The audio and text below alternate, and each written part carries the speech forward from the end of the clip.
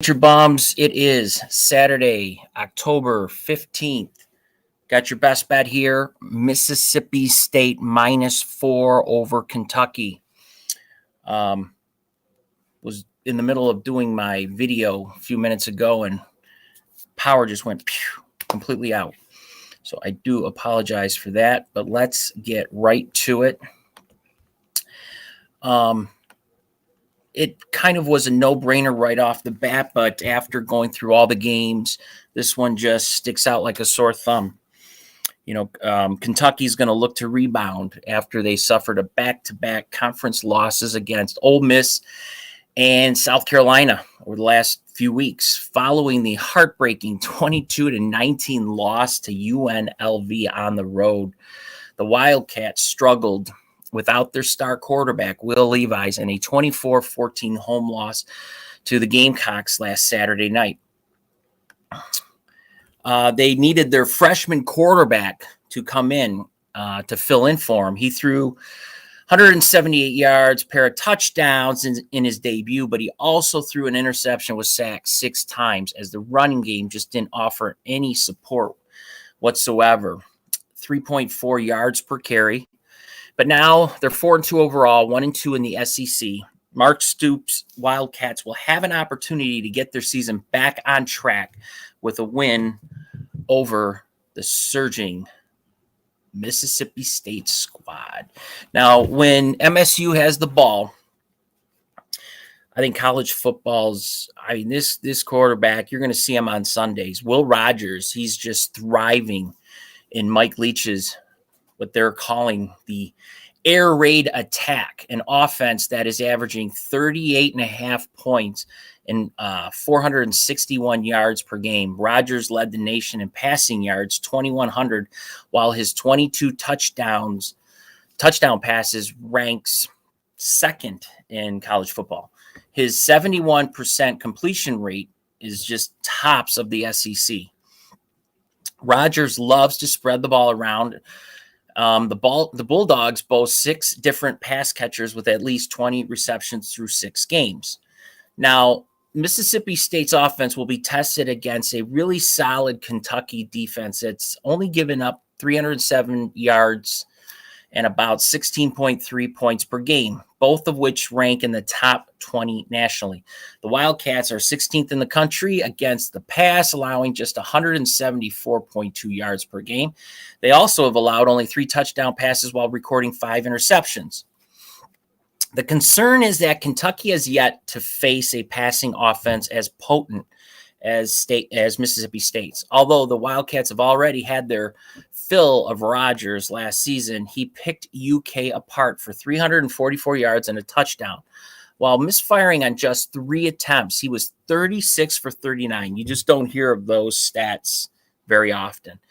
Bulldogs won 31-17. A pass rush that has generated only 9 sacks in 6 games may not offer much help in slowing Rodgers down, especially if the ground game continues to be effective when called upon. Kentucky has missed linebacker Jacques Jones' presence and production of the field while he has been sidelined by a foot injury, and that's going to be a big deal for Kentucky. Now, when Kentucky does have the ball, their offense is still a work in progress. They're only averaging 356.3 yards and 26 points per game. The good news is that the Wildcats are expected to have their star quarterback, Will Levis, back in this game. Now, how his foot is, you don't really, they're not stupid. They're not going to come out and tell us how it really is, but I guarantee it's probably still a little tender. He's projected as a first-round draft pick by some analysts.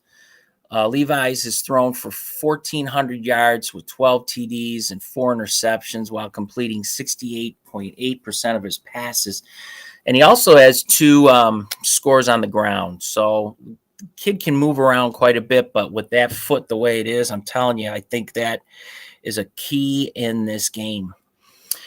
Now, home field advantage is always great for college football. It's one of those things that You go to the big house in Michigan, or if you even go up to Penn State, which those two are playing today, Penn State +7 on that one, it's a huge advantage.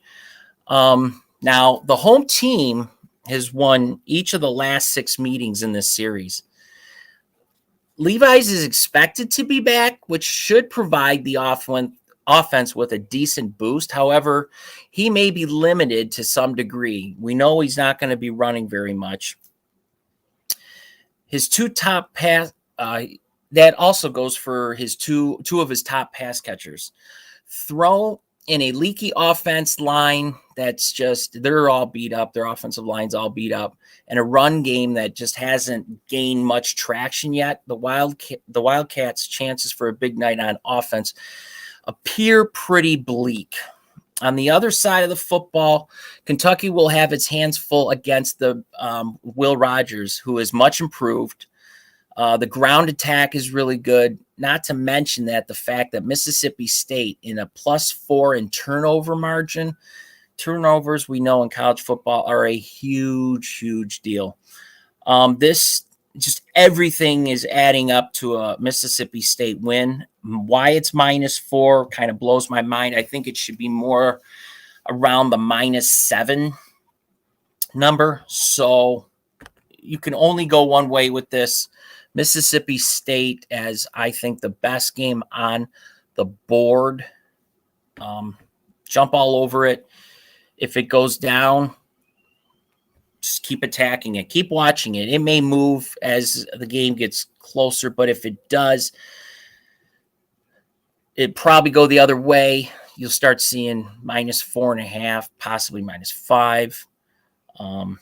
That's just kind of the way it goes. But I think a lot has to do with Levi's foot and how well that's coming along in his rehab. But I just think he's not gonna be as mobile, and it just is playing all in Mississippi State's hands here. Mississippi State -4 is my best bang for the buck today. Love it. Cash it. Go to my Facebook page, hit like, hit subscribe. Let's build Bleacher Bum Sportz. I believe in it. I've been working on this for a few years now. We just need to build the audience, trying to build trust. All my results are always posted every day, win or lose. And plus on my Facebook page, you'll see at the very bottom of the college football picks are the FCS picks. And I have them in order 1 through 10 from best to worst, but the worst being, those are my top 10 games in the FCS. So the best one is at number 1 through number 10, obviously. All right, enough talk. Get your bets in. I use Bet Online. I like how it's run. I like it's user friendly. So there you go. Free props for Bet Online. Have a good day. Let's win some money.